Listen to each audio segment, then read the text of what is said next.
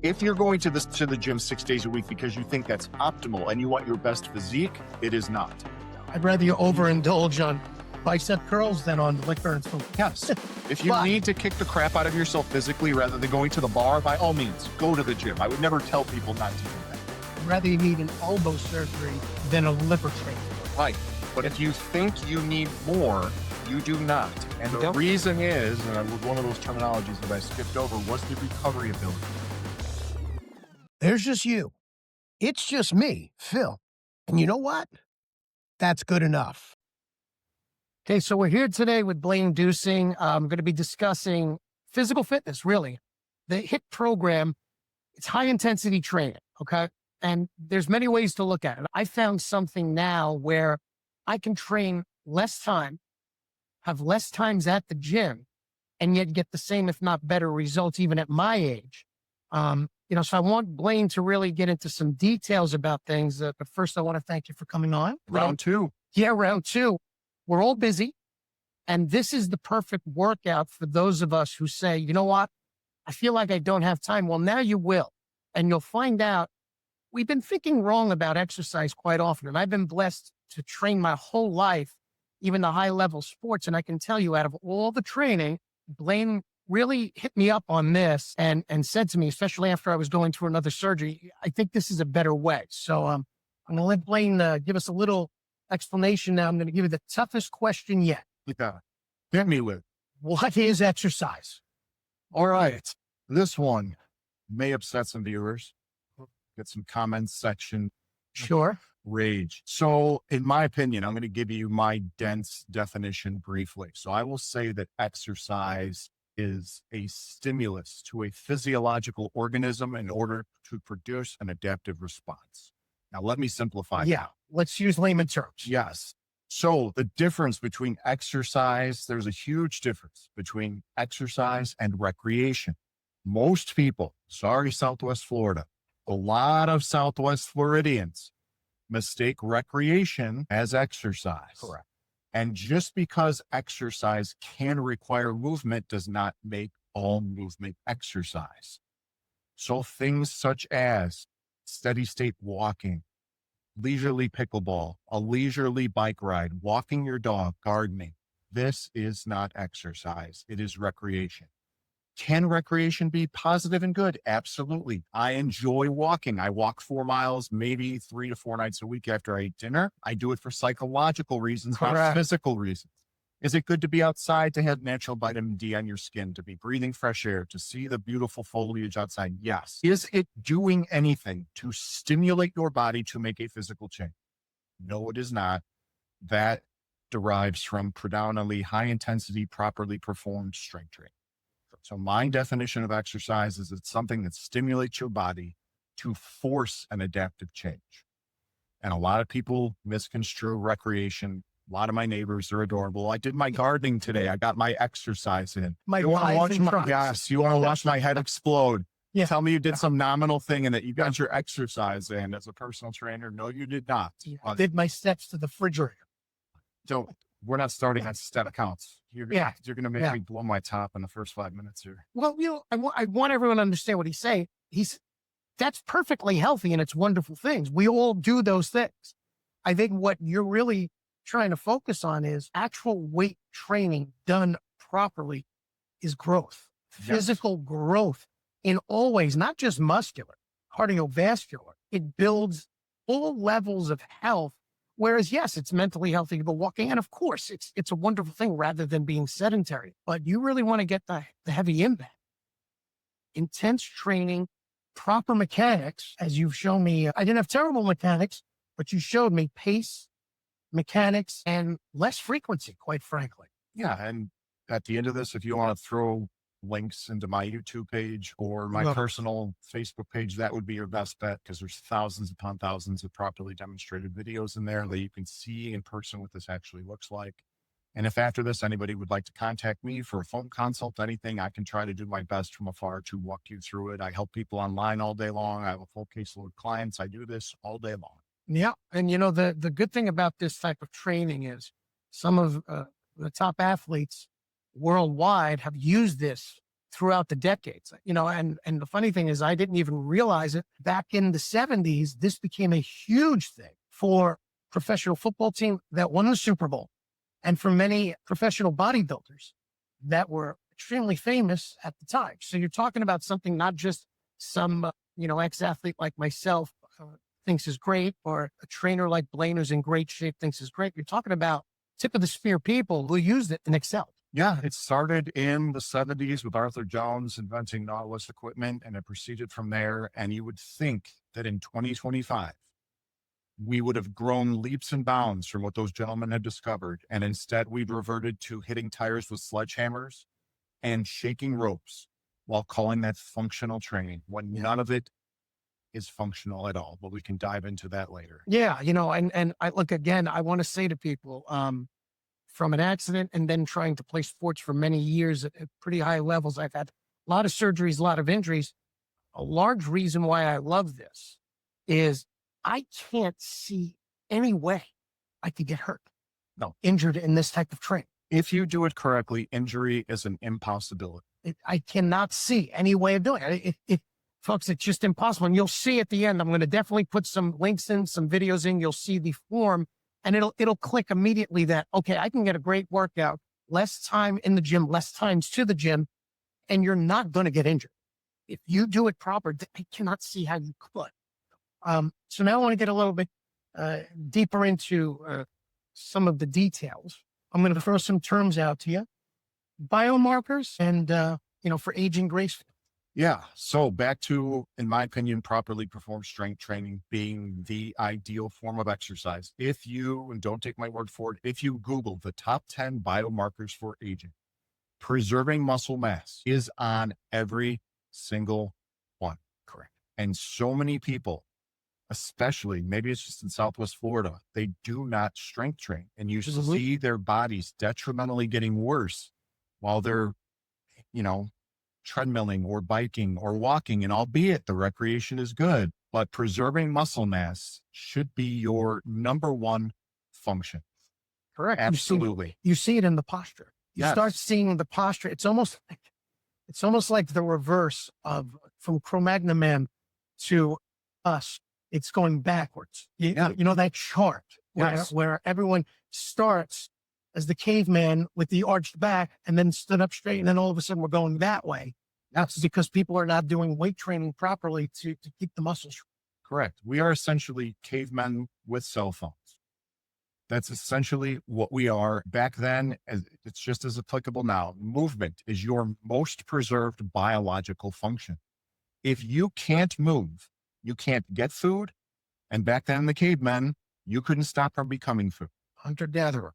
And the only thing muscles can do is produce force, movement. The more muscle you have, the easier things are in the long term. The more calories you'll burn throughout the day. The list goes on, and we can get all of these as the list goes on. But there are no downfalls to preserving muscle mass, especially as you age. It's the more you push your muscles, the more you push your body, whether it is your muscles, your immune system, what have you, the stronger it's going to get. I mean, that's just simple, basic math.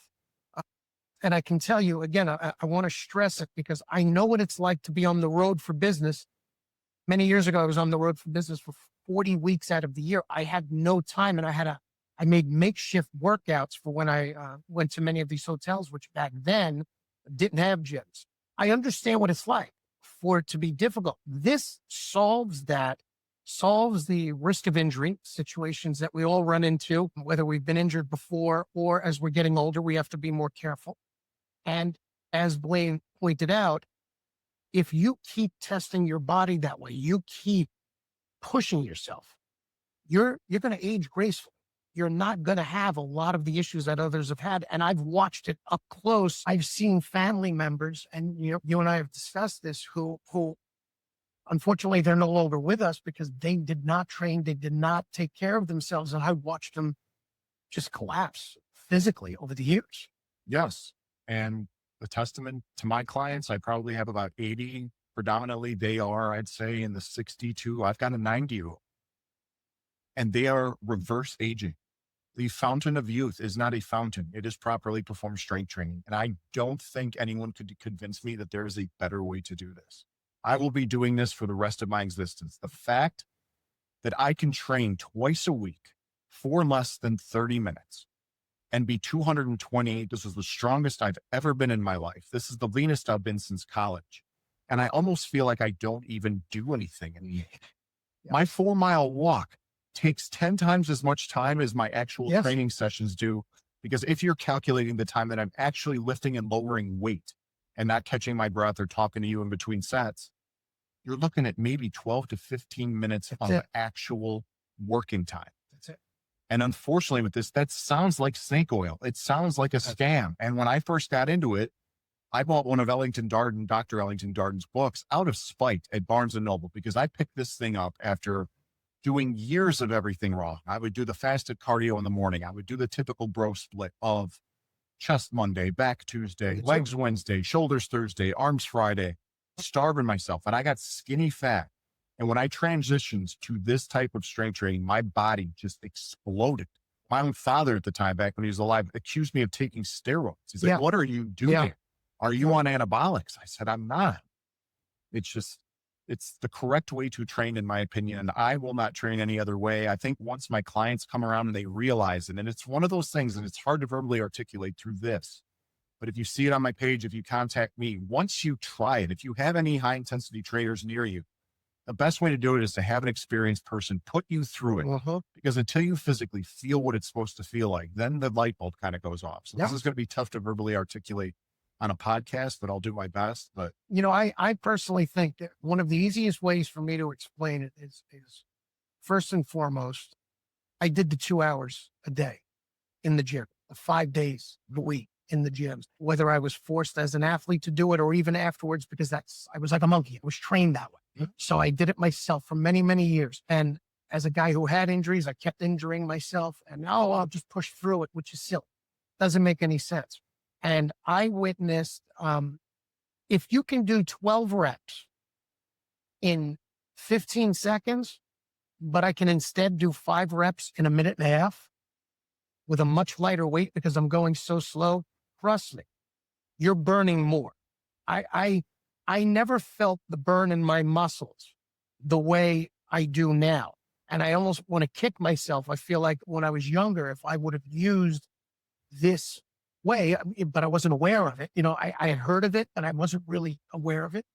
I probably would have saved myself a lot of injuries, especially after my accident. Yeah, I mean, to piggyback off what you said, essentially what you're doing by slowing your repetitions down, it's called the Hedeman size principle. Your muscle fibers recruit themselves in sequential order. You've got slow twitch, intermediate twitch, and fast twitch fibers. Slow twitch are what you use for 99.9% of your life.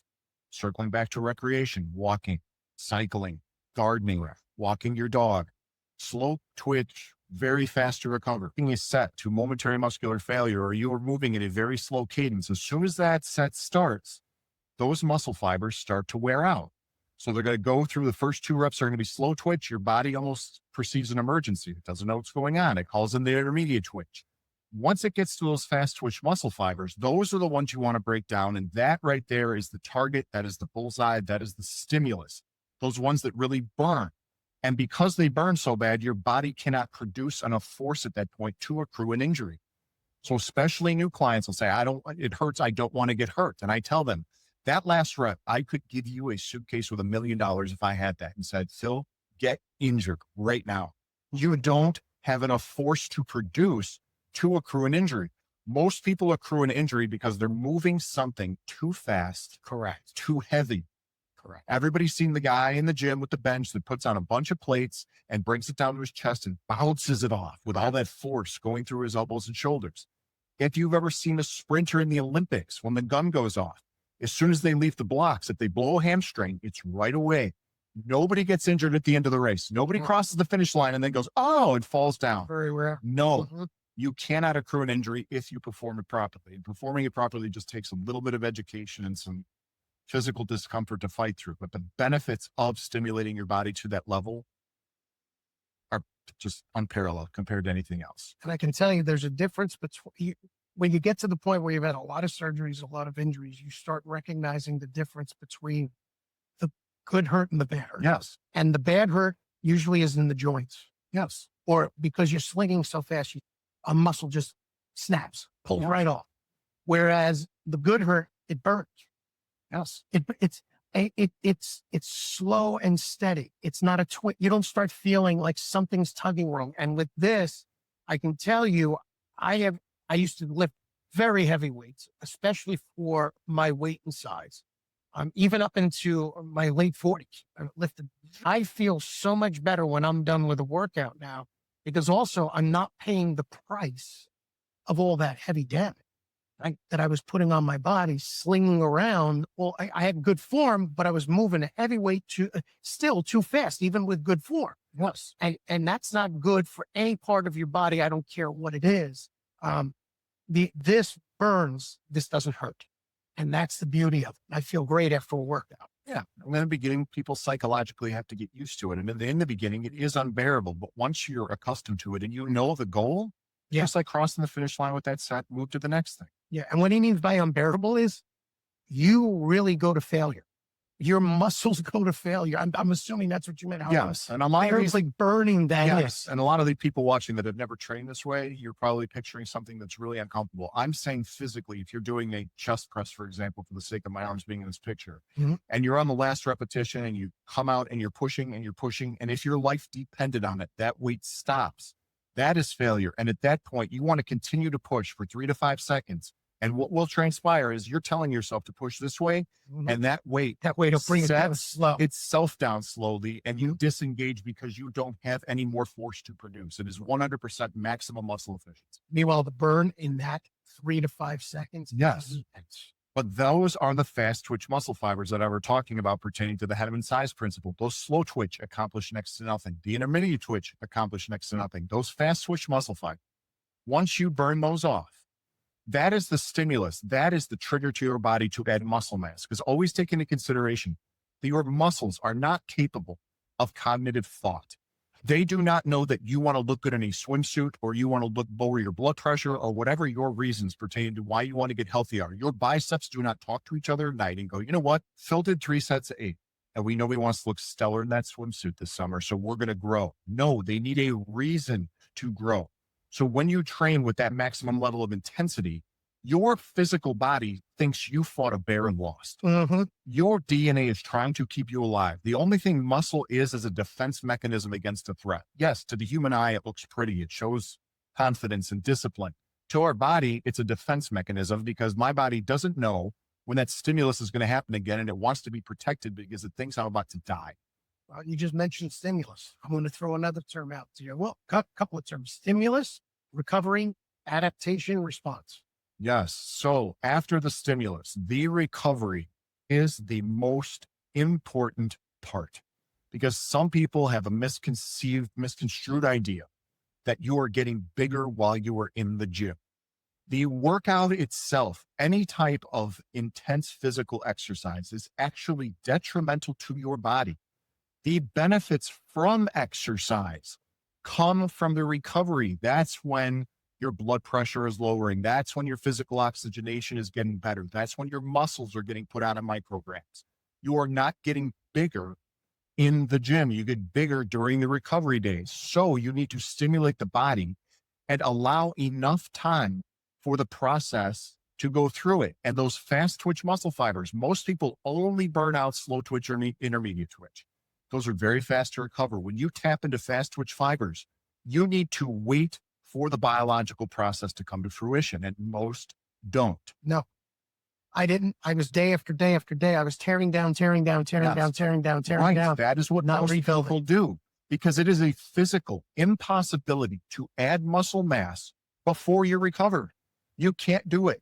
Your biological process, your biochemical recuperative subsystems, whatever you want to call them, you're breaking your musculature down. It needs to replenish back to baseline. Correct. And then it needs to make the adaptation. That might take 2 or 3 days. And when somebody's like, well, how many days a week should I work out? Typically, I've found that 2 is the sweet spot. That being said, everyone is different. 2 days a week on non-consecutive days with at least 48 to 72 hours apart. Some people are like, well, that's not enough. Trust me. You will not want to work out. Try it. If you have a high intensity trainer near you, you will feel it. You will need the days off. And then when you are recovered and the adaptation has been made, you'll almost be thriving to train. Your body will need, it almost becomes like an endorphin and dopamine fix. Like my 2 days a week are set. And yes, would it be more ideal for me to train every 5th day? Sure. But with my training schedule, I'm married, I've got things to do. Every 5th day might land on a Monday when I've got 10 clients back to back. And when I'm done, I'm not in the mood to train after I've trained 10 people. I'm not doing it. I'm going to go to dinner with my wife and hang out. So I train on Sunday and Wednesday. That gives me enough time. I still feel good. Could it be a little bit of overtraining? Maybe. I still feel phenomenal. So that's what I stick to. Well, that's when life gets in the way, and this allows you to not allow life. Yes. And that's the beauty of it. And I can tell you, I worked out 6 days a week and I would go heavy every single day. And You can get away with it for a little you bit. could, For a little bit. especially when you're young. Yes. When you're younger, Uh, you can get away with that. But also, if you're not, and listen, I'm not a judge. I don't judge people. Do what you do. But if you're not on performance enhancing drugs, if you're not filling up with a lot of pets, okay, you're probably not going to build. And I watched myself. I was in very good shape, but I watched myself for about a 10 to 15 year period, killing myself 5-6 days a week. And I looked exactly the same. I looked good. I was in shape, but I looked the same and nagging some of those old injuries. And I see this in much older now, after a shoulder replacement for a shoulder that needed to be replaced decades ago from an accident, but I held off. After a shoulder replacement, I started doing this. And I immediately started getting stronger within weeks with a fake shoulder. And if I can do it at my age, I'm not juicing, okay? And I can get the same, if not better results. And I feel better. I'm not waking up like a crippin'. I'm telling you folks, you got to try it. And what do you have to lose? Yeah. Try. To piggyback off what you just said, that's the most important thing to me. Yes, muscles are pretty. Yes, I like being big and strong. Who wouldn't? But the way I feel is unparalleled compared to, I feel like I've reversed age 20 years. Back when I was doing those bro splits and fasted cardio, I was 23 to 30. I felt horrible. Yeah. All the time. I was always tired. My shoulders ached, my elbows ached, my knees ached. And I was of the mentality that you had to feel like shit, excuse my language, Correct. to be in shape. I thought you had to wake up out of bed and everything had to hurt and you had to plow through. Even after a training day, yes, I wake up pleasantly sore for about 3 to 5 minutes and I'm on with my day. But the long-term goal of this is that it is something that you can do. Like I said, I have a client that's 90. I have 80-year-olds and they are thriving with this type of training because the end goal is I want to be 80 years old one day. And when Lauren says, where do you want to go for dinner? And what do you want to do? I get my ass off the couch. I get in the car and I go do whatever I want to do. You live a better life. I don't want to be one of those guys. And for anybody out there, I'm sure you bumped into them at the gym and I'm sure they mean well, but there's always the guys, especially now that I'm working out in a commercial gym, eye-opening moments. I'm as spoiled in my own facility. There's always the older guys coming up, telling you what they used to be able to do before the injury. I don't want to be telling people what I used to be able to do. I want to be 85 and go, hey, Phil, we go to the gym today and then we're going to go for a walk and then we're going to go to dinner with the wives. Yeah. Because we feel good and nothing hurts. And by the way, we've been lifting correctly. And by the way, when he's 85, I'm going to be a little older. I'm not going to be like 207. It's not even nice. No, It's just not even nice. You know what? I'm going to do an emotional. And dog year. I'm going to do another podcast about emotional abuse. And I think you should come on because we need to speak to you. Yes. All right. It's very unfair how. Just don't let them read my text messages to you. Oh, please. Now, muscle fiber recruitment. Yes. And also just talk about the effects of the body, on the body for recovery, longevity, the biological process from start to finish. I know you've covered a lot of it already, kind of, but I want to kind of give you a window to just go run. Yeah, that's fine. So the biological process, I already alluded to this. You cannot add muscle mass until you recover. Now, here is the downside of properly performed strength training because everybody wants results, especially the clients that I have, the new ones. And I don't know why this is.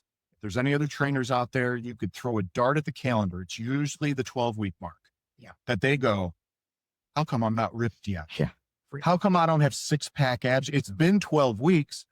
Well, you've been treating your body like an amusement park for 20 years, but you think you're going to reverse that in 3 months.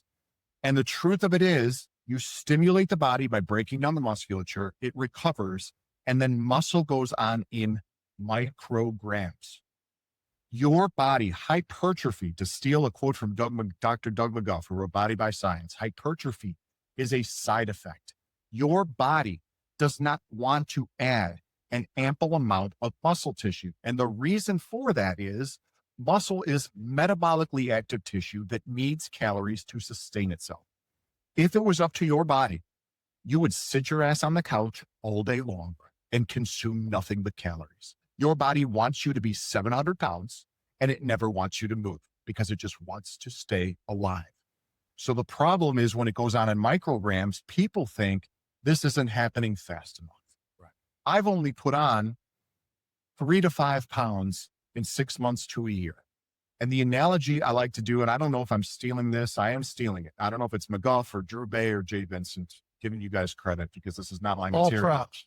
These analogies is if you go to the grocery store and you look at 5 pounds of ground beef, take 5 pounds and put it in your cart and picture your body having to metastasize that out of the food you eat. Because the other thing people don't take into consideration is that your body already has fat cells. Those grow and those shrink.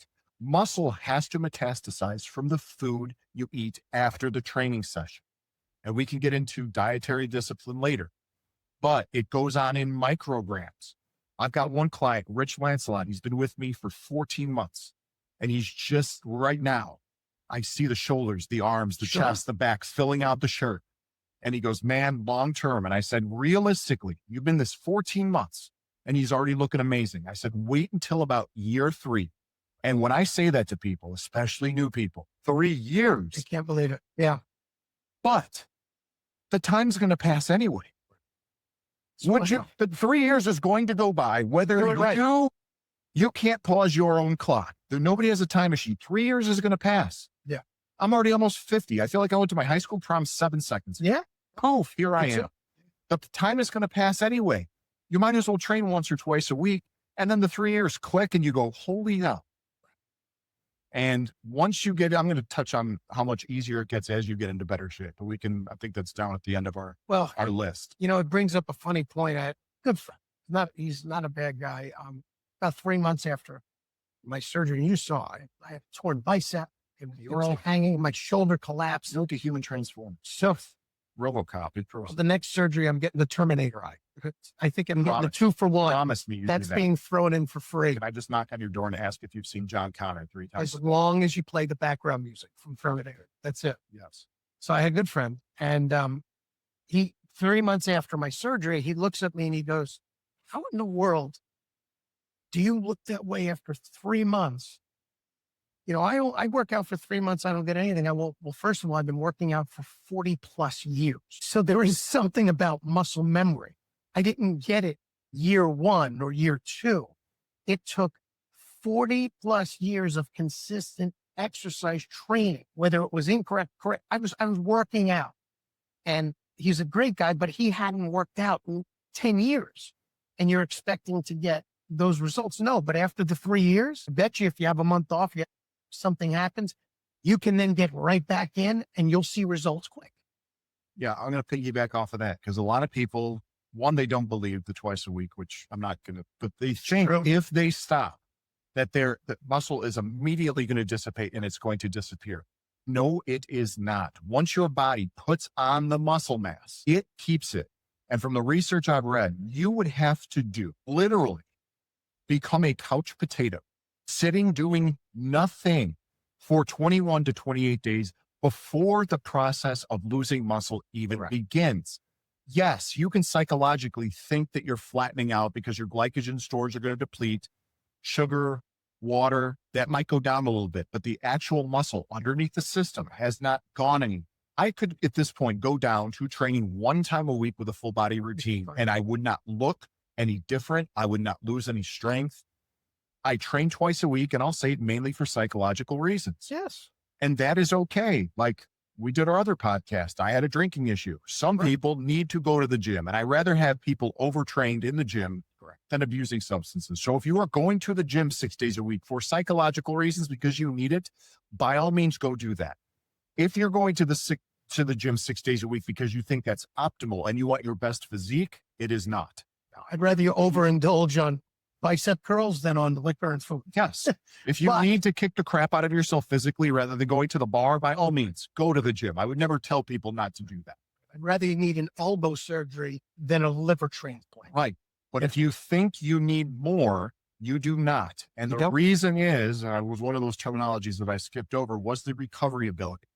This piece of information, when I learned it from Dr. Dark in person, when I trained with him, because when I bought his book, I didn't believe it. And me being me, I reached out in person. He was nice enough to have me at his house for a full day. And we stayed in contact for months after. And I wish I still had the dude's number because he's a great man and he taught me a lot.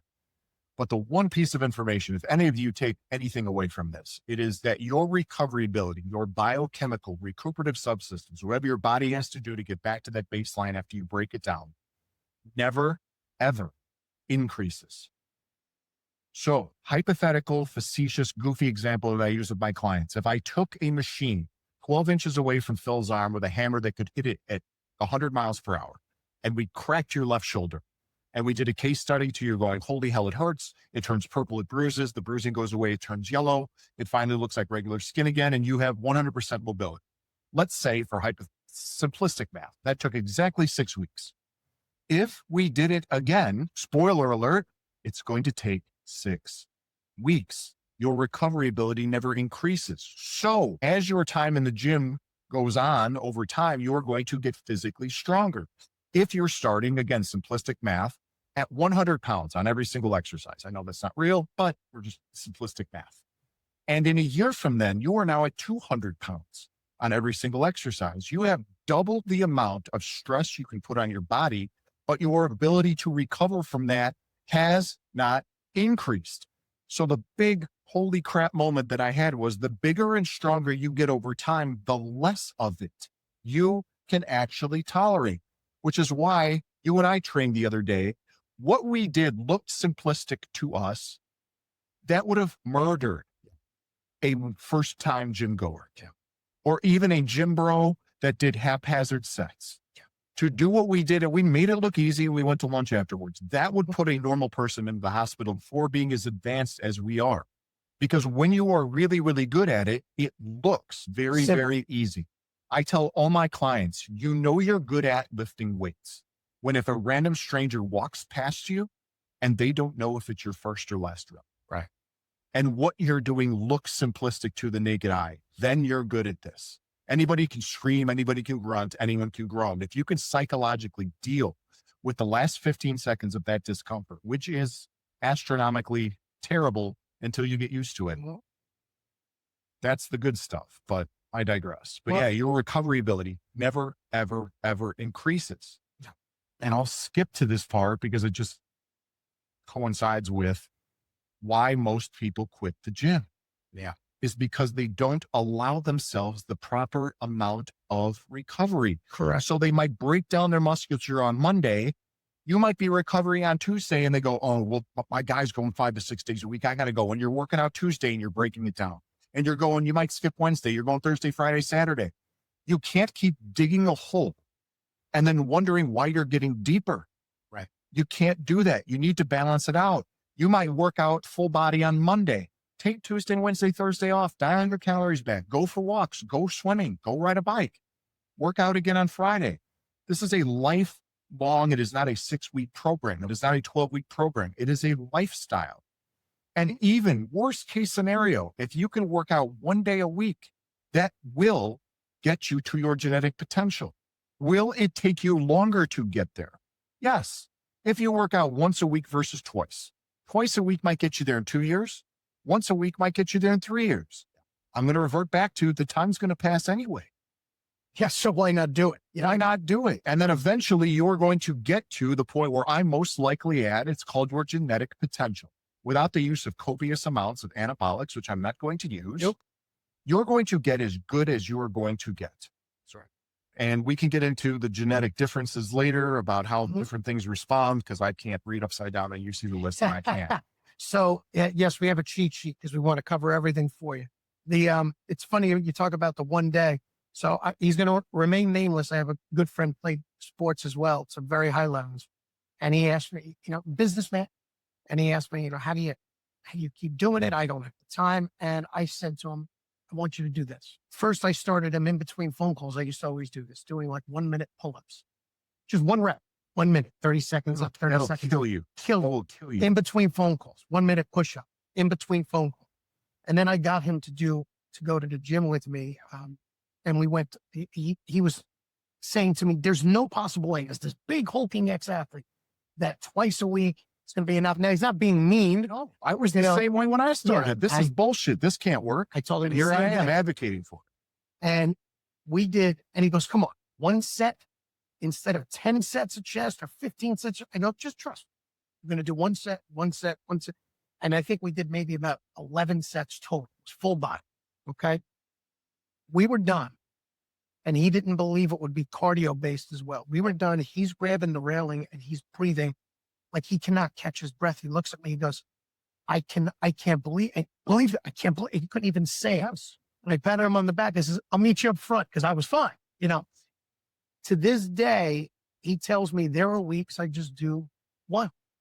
And he looks 10 times better than the rest. He goes, there are weeks I'm doing 2, but there are weeks I'm doing just 1. The work catches up on me. And honestly, I don't need it twice. And here's a guy who played football, Division I, and played a little bit beyond as well. And this team was good. So you're talking about something that does work. And again, more than that, we all want to look good. But for me, it's about time. I have more time with my family. No injuries. As a guy who's had to have close to 40 surgeries, I don't want any. And I actually have a few left, as you know, that I have to get done. And that was prior to even starting this. I'm building myself up. So when I get to those surgeries, once I get after those surgeries, it's that much easier for me. And it will be. Of course it will. But also health. I mean, whether you're young or old, I'm telling you as a young athlete who was very strong, it's not me patting myself on the back. Anyone who knows me will tell you.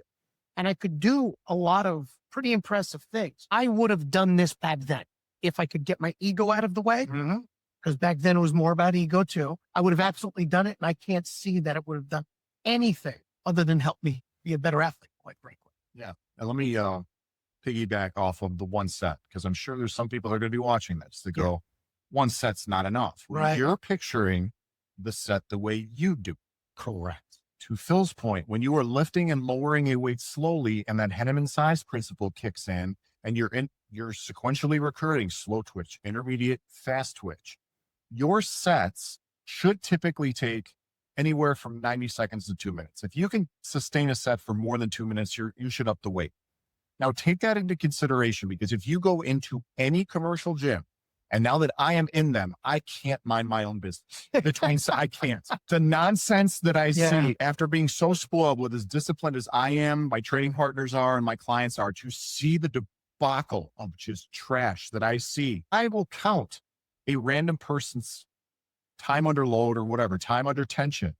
And a typical gym bro set, or just anybody lifting weights, will typically do 8 to 12 reps, as if the rep means anything. And it will generally last, I found, about 12 to 18 seconds. Correct. Then they take 3 to 4 minutes to sip on their water. They take 3 or 4 minutes to fuck off on their phone. Excuse my language. Something on the news caught their attention. And then they're doing a second set.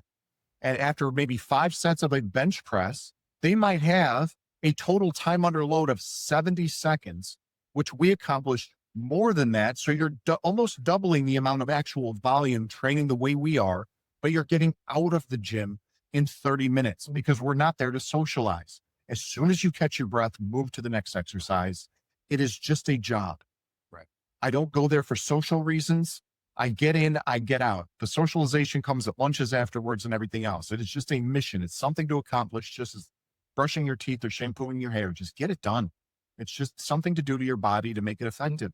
I'm glad you mentioned the amount of time the muscle was working.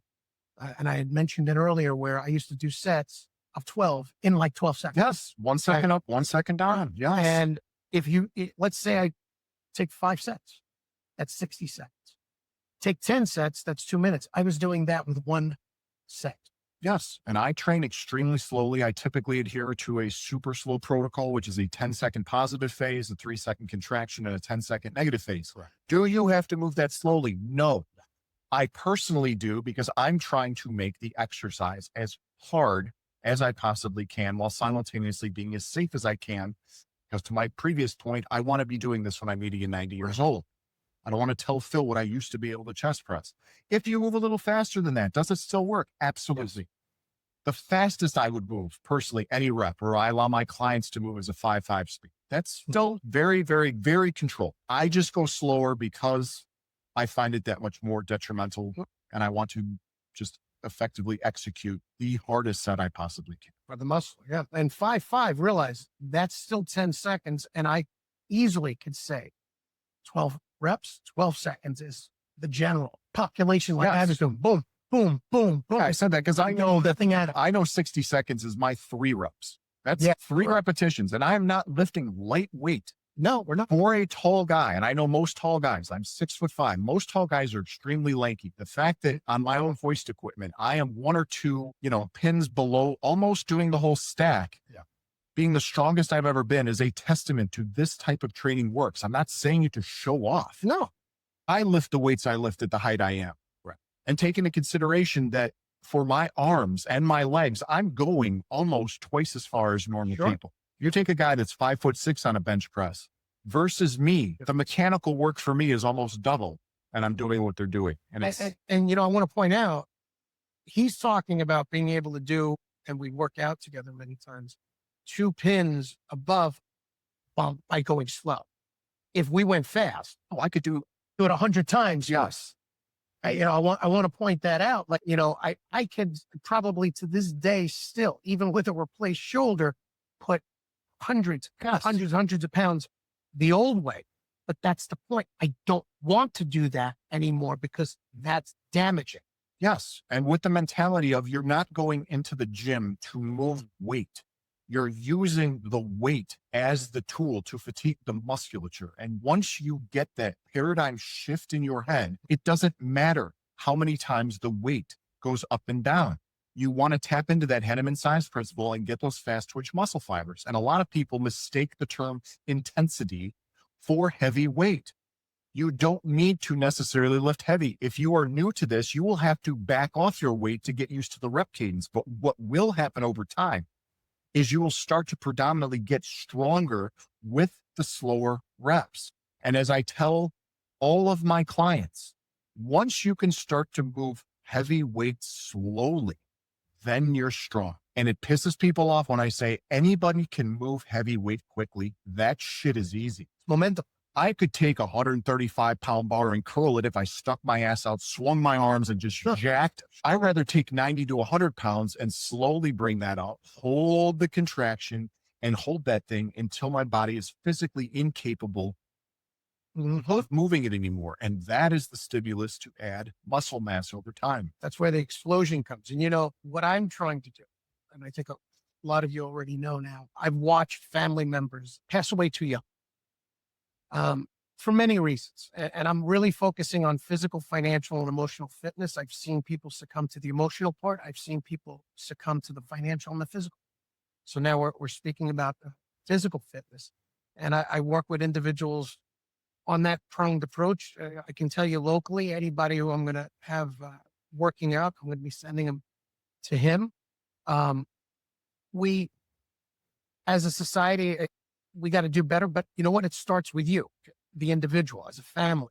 Help your family. I'm working with my family about eating better, exercising better, because again, I think you could name some people in your own life that you've seen, they're gone too young. And it hit me, it really hit home. And I felt like I needed to do something different. And now I'm like even going into corporations, working with teams of people. I've managed people for many, many years in business. So there's that aspect to it, but then focusing on the individual. So the individual is not bringing their stuff, not only to work, but everywhere. Bringing that stuff. Oh, I can't do that anymore. Yes, you can. Bringing the emotional stuff, the physical ailments, the financial issues. And this is a huge part of it because they're all intertwined. And I think the better you feel physically, by far, the better you feel emotionally. So I'm going to have links for Blain, and we created something called Simple Name, the Happiness Plan. It helps you kind of figure out where you think you're going wrong, where you need to build up stronger in all aspects, including physical fitness. So I hope you take a look at it. It's all free. Links to him will be all free. It'll be in the description. Please take a look at it. But I want to go even deeper now. TUL and TUT, you've already mentioned them both. Yes. So what I do is a lot of people think that the type of training is called time under load training. Time under load is just a measurement tool. If you want to count repetitions, count repetitions. I find time under load or time under tension more meaningful. And what I mean by that is if you've got, anybody can download a free app with a stopwatch timer on their phone.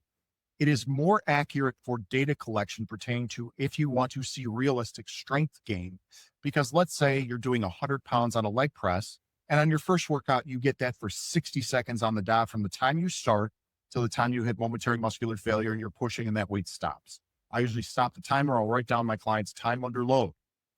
Then you want to progressively get to 61 seconds, 65, 68, 70, 80, 90. Once you're approaching a minute 45, your weight goes up. You're probably back down to 60 seconds, 80 seconds, and you go from there. But the point is anyone can cheat a rep. And this is what I will see in a lot of backs to hating the commercial gym. I will almost see people accomplishing what I would consider a good set, but they have an arbitrary rep number in their head that they have to get to. Right. And they might be doing a biceps curl and they might be doing strict form. And I'll be like, that's pretty good. Mhm. And I'll hear him 4, 5, and the second it burns, he goes 6, 7, 8, and throws it down. And I'm like, you just shit the bed with the whole set. You would have been better off getting one more rep, but just cranking out that discomfort and keeping it set. But the reason I don't use repetitions is because those final reps, if you want to use force or momentum, you see guys on a bench press arch their back and they pop it off their chest. Yes, anyone can cheat a rep and say, oh, I went from 10 reps to 11. Time under load or time under tension for data collection purposes is far more advantageous than counting a rep. Because let's say you're stuck, let's say my speed, let's say I'm stuck at 4 repetitions at a minute 40. I might still be stuck if I'm doing a compound row for the sake of this, when I'm pulling and I hit a minute 40 at failure. But if I can hang on for an additional 1, 2, 3, and then the weight starts to go the other way, I might have gotten a minute 43. And that's an improvement. Any small gradual improvement is an improvement in strength gain. I might have gone from a minute 39 to a minute 44 just because I didn't complete the rep. I'm not kicking the shit out of myself the rest of the day going, well, I've only got 4 reps on this exercise. Dude, you're still improving. You're just hanging on for longer and dealing with that psychological and physical discomfort throughout it. So it's far more advantageous for data collection purposes. It's funny you mentioned that. Another friend I worked out with when we went up to the Northeast for Thanksgiving, I showed him that where he thinks he has to finish that last rep. No. And we were doing rows, seated rows. And I said, forget about finishing the last rep. I'm not helping you. Just keep the form and keep pulling. And he kept pulling. I says, keep pulling until the weight forces you to let it down. He let it down after about maybe another 10 seconds or so. He almost flat on and looked up at me, completely confused why it was burning so much more. Because you tap the fast twitch muscle fibers instead of just... You're here holding weight, okay?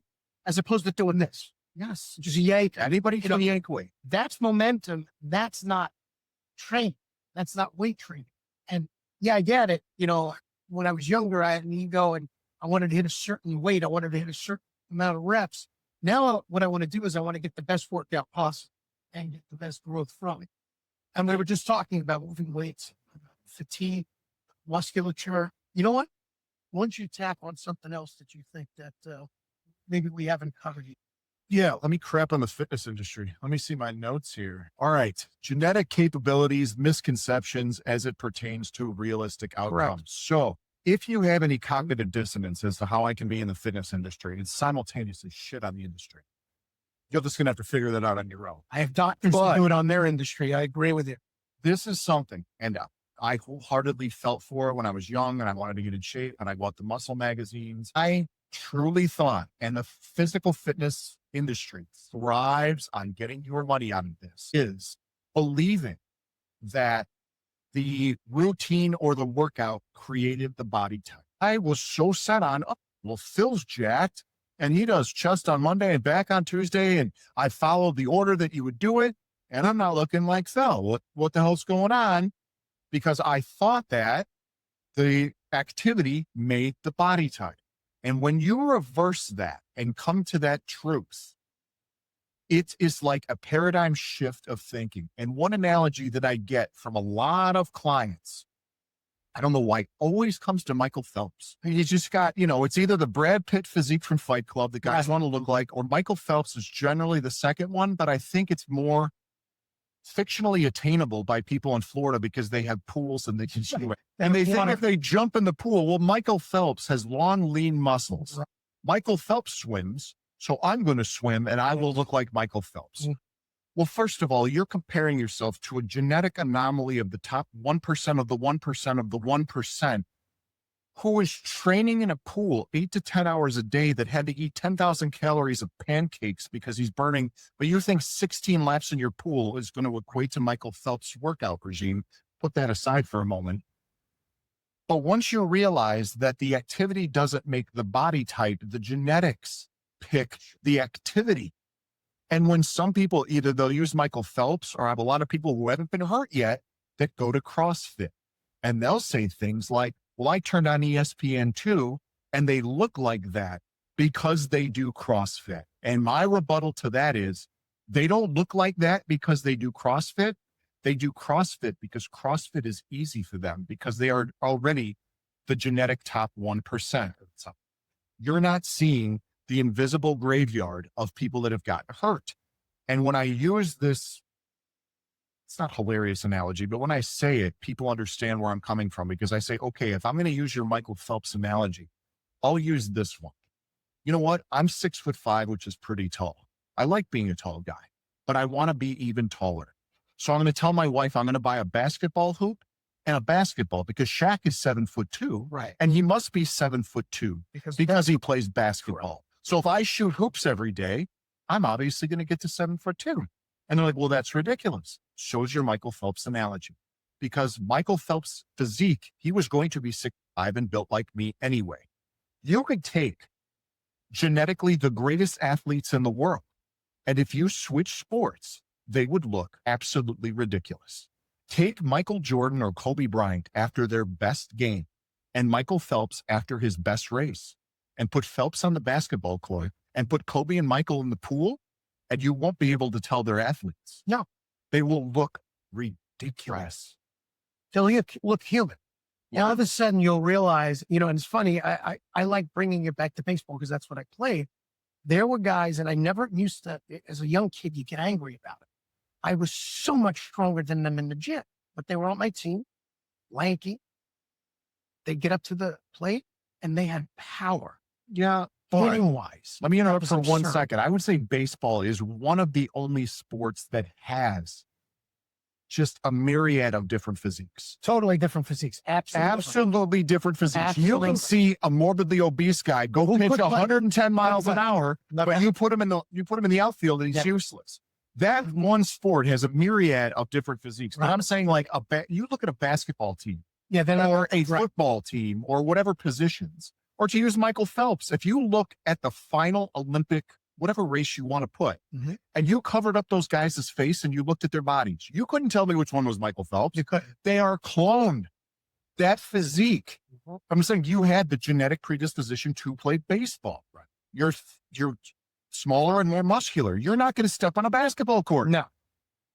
Now, if it could make me taller, I would have been Italian in the Northeast would have been jumping on as a small Italian kid from New York or wherever you're from, you're not going to grab a basket. You can practice 8 hours a day to a kid that's going to be born 6'10" more hours a day. And that kid's going to whoop your ass because his physique picked basketball. But I've got so many clients that say, I'm going to do this because so-and-so looks like this. Nope. That's like saying, well, I'm 6'5" because I train. No, I'm just going to be 6'5" anyway. And it's like the guy you just said who can throw 100 miles per hour. If I do what he does, I'm going to throw 100 miles per hour. No. He eats pizza and beer. He's just genetically can throw 100 miles an hour. Right. And a lot of these guys who hitting-wise had so much power, I would look at them and go, finally, I realized, okay, I can gain my power. There's no doubt. But they're just that anomaly. and they just have that ability. You get them in the gym, I'm wiping them out because I have that ability, and people have to realize it's not bad. We're not saying be satisfied. No. We're saying make the best version of you and know who you are. Know what you can be if you put that training in and you do it consistently. Yeah. Not only does the body type pick, the activity, but the other thing I want to touch on that a lot of people think, this is kind of going off the rails a little bit, but I hear it a lot in my HOA gym, cross training. Well, if I work on this, it'll make me better at that. No, it's not. There is properly performed strength training will get you better at everything else you want to participate in. Everything else, like I was talking about exercise versus recreation, there is specific strength training, which will get you stronger. And then there is skill specific conditioning. If you want to get better at tennis, you have to practice tennis. If you want to get better at pickleball, you have to get better at pickleball. But I will see people in the gym doing these weird things going, I'm getting ready for my tennis match. And I'm thinking, none of the moves you're emulating in here then get redacted on a tennis court. But they don't believe that. Yeah. And I did my short stint at First Place Fitness. I used to work in an equipment store before they went out of business because it was just a terrible location. The pieces were good. But I'd have parents go in there and say, my son's a long distance runner. I want a dual leg press so he can fire. I want him sprint firing individual. I said, I just said he's long distance. He's a sprinter? No, he's long distance.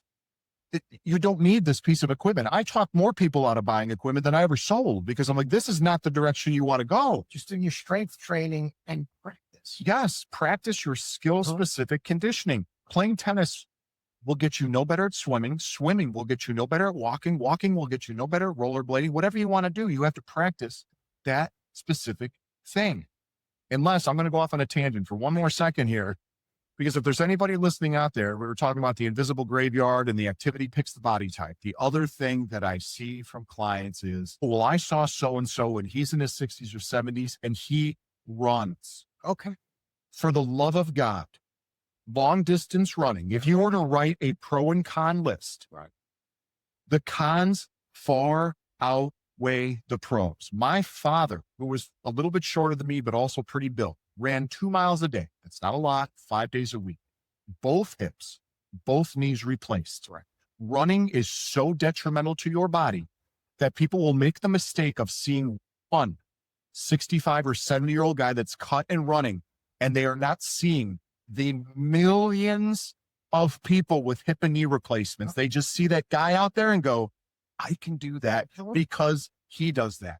He might have a genetic predisposition to be a long distance runner. His bone structure might be that way. He doesn't look that way because he runs. He runs because it's easy for him and his body can easily do it because he has the genetic predisposition to be that lean cut runner. Yep.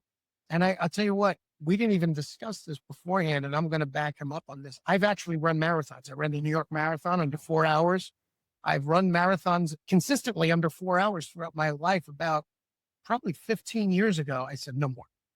I have to be out of my mind to keep doing this. And I took it seriously, especially as a guy who at one point at 13 years old was told I may never walk again. I'm like, oh, I got to run.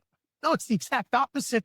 With the beaten up injuries, the best point would be less of that. And the best comparison I gave to a couple of my friends who could not believe I stopped running because I ran for decades, long distance, was I said, okay, when we take our car and we put all that mileage on our car, what starts happening after thousands and thousands? There you go. Thousands of miles, it breaks down. Why would you think the body wouldn't break down? And again, I'm not saying, look, you got to do you, but there is some logic to it. And if you sit back and you think about these things, there's one thing of if you are a professional athlete if you're a professional runner, look at your career, that's not what we're saying. Statistical anomaly. Right. Again, we're saying physical fitness is more than just what you look like. It's about living a better, healthier life. And yes, running, pounding on the knees and the hips is astronomical. I can tell you from experience. Yes. If there's one thing I would advocate against, If you want to go out there and you want to do recreation and move, I walk, I'll ride a bike, I'll swim, things Or that an do elliptical. not elliptical. Do something that does not, the human body is not meant to pound on pavement day after day after day. The physical benefits you will get from it versus the list of catastrophic injuries. You will statistically most likely have to have hips or knees replaced, if not ankles or whatever foot problems you're going to have. And do you really want to be walking in a walker at 85 years old, telling younger people how far you used to be able to run? Or do you want to just get off your couch and go out? Say what I never want to. I had to use a walker after my accident. I never want to use one again. No, I don't think any of you. I can tell none of you will ever want to use it. Trust me. Try this, and there'll be some video at the end. Like I said, we'll have links in the description, and certainly access to some videos to show the proper movement. And there's nothing to lose by trying. And for those of you who haven't worked out in a while, this is the perfect way to start. Okay. So I want to end off with diet, hydration, and sleep. Yeah, I will end with that. Let me jump to the one before that. I'm just going to touch on long-term benefits of adding muscle and why it becomes easier over time. A lot of the misconceptions, especially when new clients come in, they're out of shape, they're obese, they'll see me and they'll say, you have to live in here to look like that. And when I tell them the truth, initially they don't believe me until they try to work out and get part of it, but they will not believe it because the more muscle mass, again, it goes on in micrograms, but let's say you wait and you grind through the 3 years to get to your genetic potential. The more muscle you have on your body, muscle is metabolically active tissue that needs calories to sustain itself. What you will find is you will need to do less and less exercise because you can generate a higher intensity with a less frequent dosage. And the more muscle you have, the more calories you burn throughout the day. So you will find yourself eating the same, if not more, and continuing to get leaner and leaner and leaner. I never had six-pack abs in high school or college. I have a visible six-pack at 47 years old. I don't do any direct abdominal movement. You don't. I know that as a fact. You don't. If I do, it'll be on like a hammer strength ab machine that I don't get to regularly use. But people, I'm not getting on my carpet and doing endless amounts of crunches all day. It is all back to diet, hydration, and sleep. And this is what Phil wanted to end on because this, after 40 years old, is 90% of the battle. Some people put far too much emphasis on the workout, on the routine. What split should I do? All of it works. If you want to do full body and you want to start Monday, Wednesday, Friday, and once you start getting stronger, you go down to Monday, Thursday. Will it work? Yes. If you want to do chest and back on Monday, legs on Wednesday, shoulders and arms on Friday, will it work? Yes. If you want to do only upper one day, only lower the next day, will it work? Yes. It's not going to work if you treat your body like an amusement park outside of the gym. You have to eat whole, natural foods. And a simplistic analogy back to the cavemen with cell phones. If someone were to drop you in the woods, what would you have access to?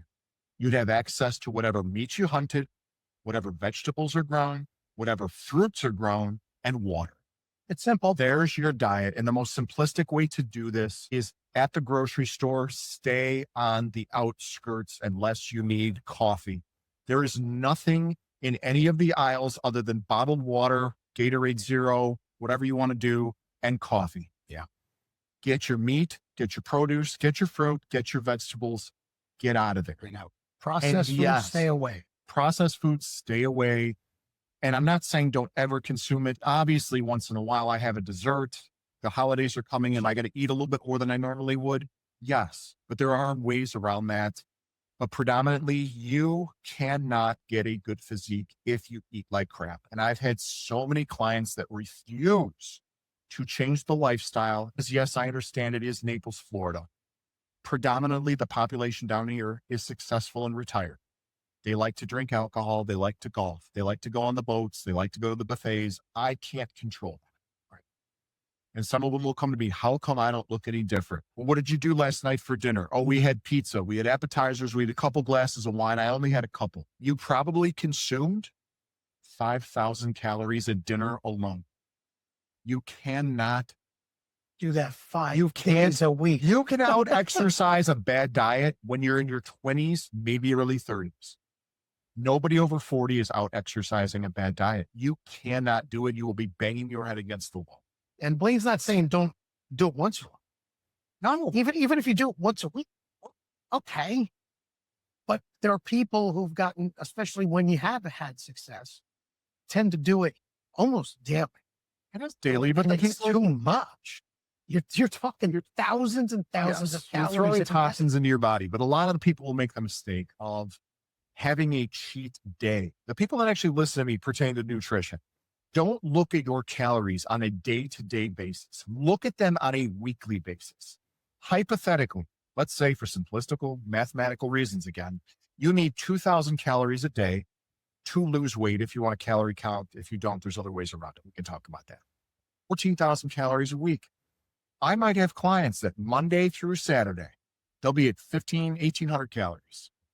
Sunday comes. It's Sunday football. Mimosas in the morning, donuts, bagels. We ordered pizza. We went to the Mexican restaurant for dinner. We had margaritas, chips, salsa, quesadillas. If you eat 1,500, 1,800 calories for 6 days a week and you go out Sunday and you consume 10,000, excuse the language, your week got fucked. Yeah. You wasted your time. Yeah. The 6 days, Yeah. because if you don't think that's going to hit you on next Monday, you're going to be bloated for 3 to 4 days. The scale's not going to move, or it's going to go up, and you're going to go, don't have a cheat day. Have a cheat meal. That's it. If my wife and I are going out, I know my weaknesses. If you know your weaknesses, if you don't buy them at the grocery store, you have to say no to them once. If you buy them and it's in your pantry, Right. you have to say no to it 30 times a day. And I know my weakness is cookies and cream ice cream. If we're in the Mercado or wherever in Naples and there's a Kilwins, I will get a scoop of cookies and cream ice cream. And if we're in a group, I have to tell them I'm walking that way, because if I stay in here, I'm going to order a cookies and cream milkshake, and then I'm going to have them fill my bathtub with cookies and cream, and I'm going to dive in it and eat my way out of it. Right. Because I know that's my weakness. Right. And I try to buy smaller portions of ice cream in the house. But if my brain, being a former addict, knows it's in there, it goes, we can have one spoon. Yeah. And then it goes, the fuck we can. Yeah. And I eat it all. Or the spoon gets to be a serving spoon size. Dude, ice cream is I know it is. I can pass on cookies. I can pass on cake. If you had ice cream here right now, I would finish this interview with ice cream and just say, F this whole You're thing. eating it on camera. I'm going to be the personal trainer housing a pint of Ben and Jerry's in front of you. Well, I mean, but you had a good point. You got to understand the difference between a cheat day and thinking that that day is my finish line. Now I'm going to do whatever I want from 8 a.m. till midnight. I'm going to house 5, 6, 7 meals of junk. No. When I say cheat day, it's actually a cheat meal. Yes. And what I'll do is I'll fast until dinner, knowing we're going out, and just cheat at dinner. But not also have 5 appetizers, 2. I'll have the fun entree and the fun appetizer, and I fasted until that. And yes, it's still more calories than my norm. Right. But it wasn't phased at all. 10,000. Yes. Yes, to Phil's point, now that we're getting into diet, I am a huge proponent of intermittent fasting. If it doesn't work for you, I'm not advocating for it. It works for me. I stopped eating dinner at about 6:30, 6:45 last night. I haven't had anything to eat. I don't even know what time it is, 2, 3 o'clock in the afternoon. What is that, 18, 19, 20 hours? Him and I might go to, there's a place called Jimmy P's we go. I get a burger, I get vegetables, we get steak tips. It's all meat and protein. That's the way I like to accommodate my life, because I'd rather have a very large meal at the end of the day and not have to worry about counting calories. And I've gotten to the point if I'm not hungry, I don't eat. I don't let society tell me that it's time for breakfast. Breakfast is the most important meal of the day. Well, guess what? If your muscles aren't capable of cognitive thought, neither is your digestive system, and it doesn't know what time it is. If your body is not physically hungry, don't eat. Don't eat. Because it's lunchtime? Yeah. Oh, it's time for lunch, so we have to eat. No, you don't. Some days I'm astronomically hungry. It usually happens on training days. Will I overconsume? Yes, but I've broken down my musculature, and I know those are good days to do it. Days like today where I'm leisurely not doing much, I'll probably eat with you if we're going to eat afterwards, and that might be my only meal of the day. Correct. And if I want something else, I have a slew of cashews, carrots, apples, protein shakes. It's all nutrient dense foods. I'm not opening a bag of chips or candy at night. I just kill zone. I have got to view food as fuel. Yes. And one of the most detrimental things, especially with clients, and I get it, it's at Naples, Florida. You're going out on boats, you're going to the country clubs. I don't do it, but I get people do. They view food and alcohol as a treat, as a reward. Yes. I don't know when I was able to make that mental shift, but I thank my brain that I did, because I can see cookies and cupcakes and stuff at people's house and I don't touch it. I don't touch it, not because I'm strong-willed or I want to, it's not an ego thing. It's at this point, I'm so used to eating clean that if I eat anything with refined carbohydrates, and I'm not saying stay away from carbs. I get my carbs from sweet potatoes, avocados, stuff. I cannot eat pasta, bread, or a large amount of sweets, only because for somebody that doesn't drink alcohol anymore, I will feel hungover the next day. Yeah, sure. I feel physically, I've poisoned my body because my body is so used to lean meats, fruits, vegetables, and hydration that if I ate a bowl of pasta, I would need a 3-hour nap on the couch. And then I'd want more crap food because that dopamine hit. And I'll go, well, I'll just do a bag of chips. I'll do a couple cookies. I'll do a piece of cake. And it just compounds. Keeps going and going. And Yes. going. It creeps. And it's kind of funny. Hydration. What out of food and water, what do you need to survive on a stranded island?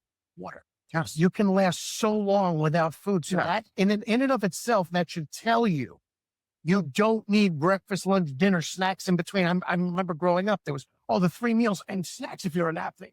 No, you don't need, well, I'm not saying go and exercise on an empty stomach, or I'm not telling you how to live your life that way. What I'm saying is, like you said, you eat when you're hungry. You don't have to follow something that has been told in the society's annals that we have to do it this way. No, most times I don't eat breakfast. No, I just don't like it. Ever. I don't like eating breakfast and feeling like I got a heavy stomach. Normally I eat between noon and 2 and whatever Laura and I eat for dinner. I feel best doing that.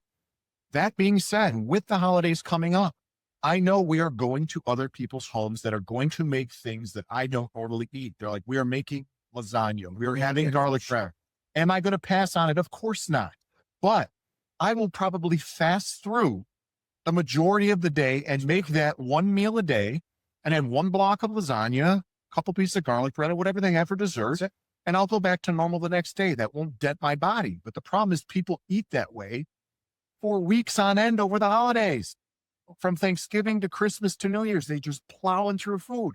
What are we going to do with all these Thanksgiving leftovers? Don't eat them. Don't eat them. Give them to the homeless. Just give them to somebody that will eat them. Just because it's in your pantry or fridge does not necessitate you having to house it down. Right. There is no shortage of food in America. It can go somewhere. If there's 10 servings left, there's 2 of us. We have 8 hours to finish them all. No, we've got all this leftover. What do we do with it? Throw it in the garbage. I'm not going to eat it.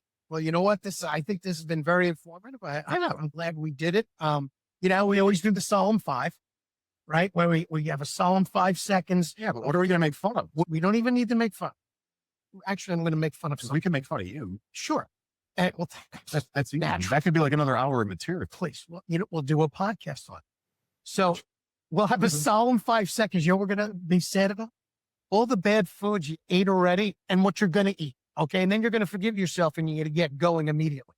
So in 3 seconds, a solemn 5 seconds, feeling terrible about all the bad foods we're going to eat. In 3, 2, 1. All right. We're done feeling sad about that. Now I will joke about splurging. I used to joke that during the holidays, when I was in real good shape, young guy, I'm not going to eat all those bad foods, but meanwhile I would drink. Yeah. Right. Yeah. So I would drink. I drink like a fish as a young kid, but I'm staying healthy, not eating. And I'm going to make my workout the next day. So here's the funny story.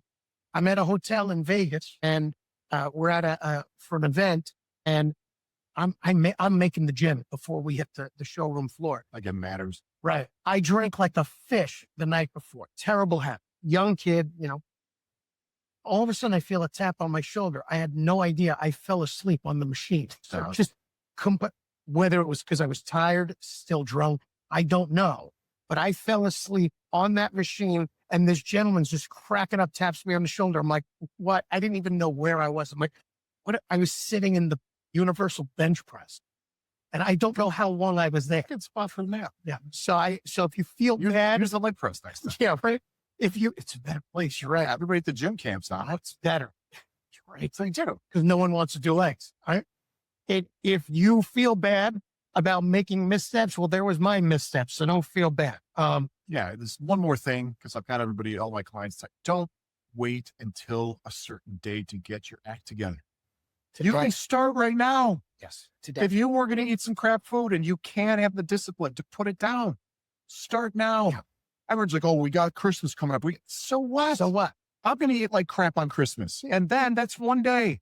I'm not going to eat like crap until Christmas. Right. You can start right now and health food it. And yeah, Christmas comes, indulge a little bit. And then the next morning, right back on track.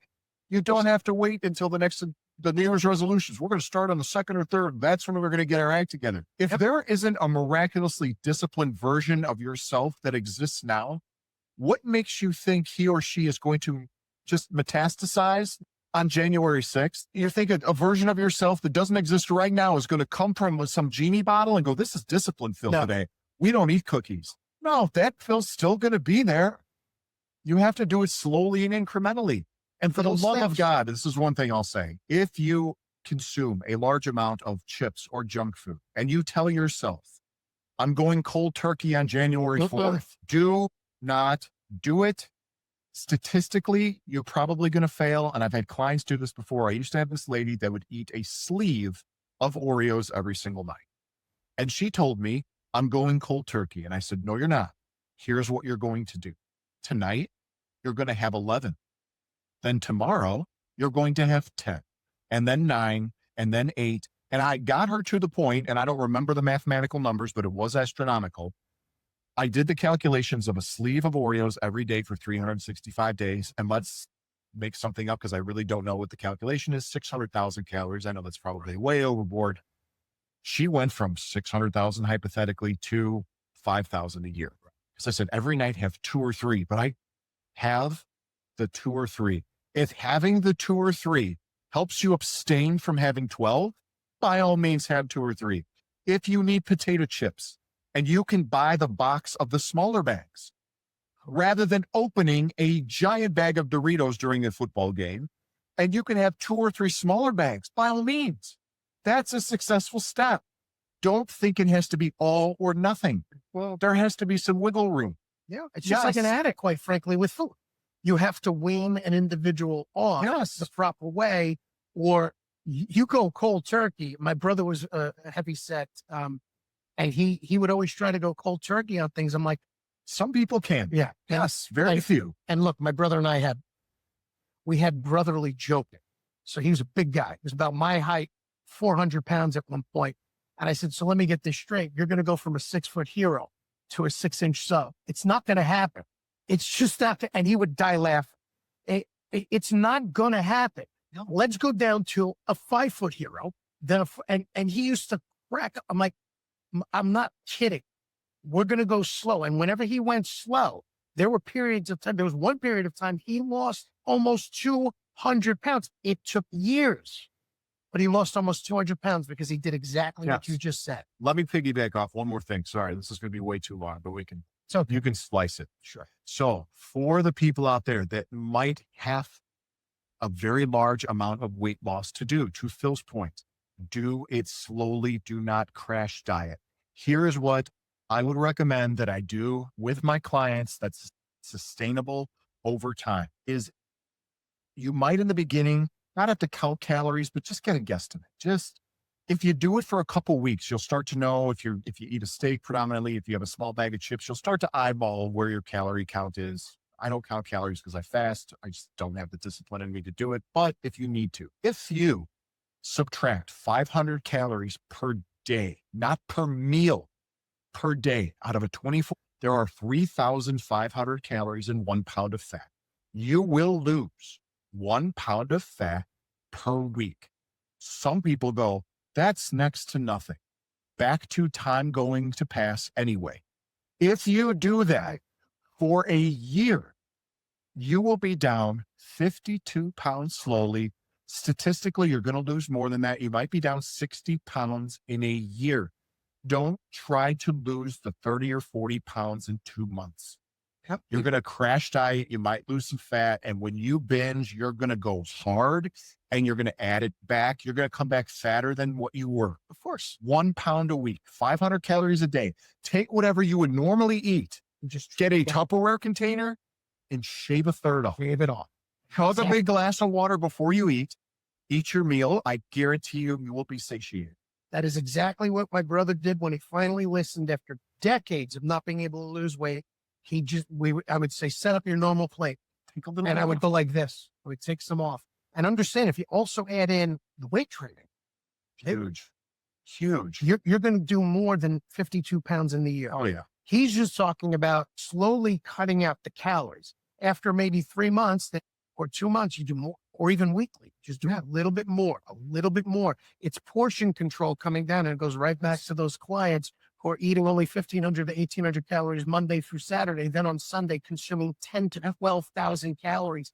And it happens quick. And I'll tell you where my brother was able to cut out calories quickly, because I pointed it out to him. I said, you love soda.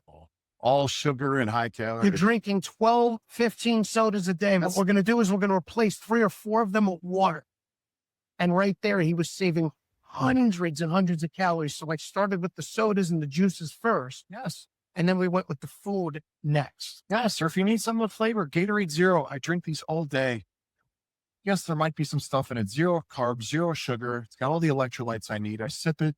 If you need to have some taste rather than Yes, just it's water. just water. Yeah, you need some flavors. They got those Mayo meal things you can drip in. You can pick any flavor you want and keep it low calorie. Yep. There are ways to do it. Yeah, do not go hardcore. Don't think it has to be some monumental shift of this disciplined military person that's going to work out. It's going to wake up on January 4th and go, we're going to the gym 6 days a week and we're only eating chicken and broccoli. No, you're not. No, you're not. You'll pull it off for about 10 days. Then you're going to snap. You're going to have a party to go to. And you're going to eat 10 to 20,000 calories. Yes. I've seen it. Yes. Well, Blain, I want to thank you for coming on. It was awesome, brother. It's awesome. I like doing these. No, and I think everyone's starting to catch on to how this started. Over the last 4 years, our family, we faced a lot of issues, disease, cancer, and those are 2 separate issues, and the loss of a family member who was only 3 years older than me. And a lot of what I've seen over the years with people, like I said, succumbing emotionally, physically, financially. And I think some of you already know how I usually end off some of the videos where it's just me talking. Well, I'm going to start ending off all of the videos, including the podcast, this way. It's talking to yourself, whether you got to sit and have some solitude or looking in the mirror and understanding, as long as you're willing to work hard on yourself every day to get a little bit better, all fitness. Just realize no matter what mistakes you made, no matter where you've gone wrong. I mean, he's a beautiful example of coming from a difficult time, made some bad choices to now he's living an incredible life. Everyone can do it. No matter where you're at, it's not too late. You're not too old. You're not too young. No matter what's gone on, no matter what's been done to you, no matter the mistakes, you had betrayals, you had loss, who cares? In the end, we're all just people, okay? We're flawed. We make mistakes. We lose, we win. We speak venom sometimes into the world, and sometimes we bring beauty in. And you can change if you want to. You can. And in the end, we're just people, folks. And this whole podcast is about that. This whole movement is about that. There's just you. There's just me and Blain. And you know what? Keep working at it, because you know what? That's good enough. Thanks for listening. Talk with you soon. Again, my friend, talk with you soon. Anytime.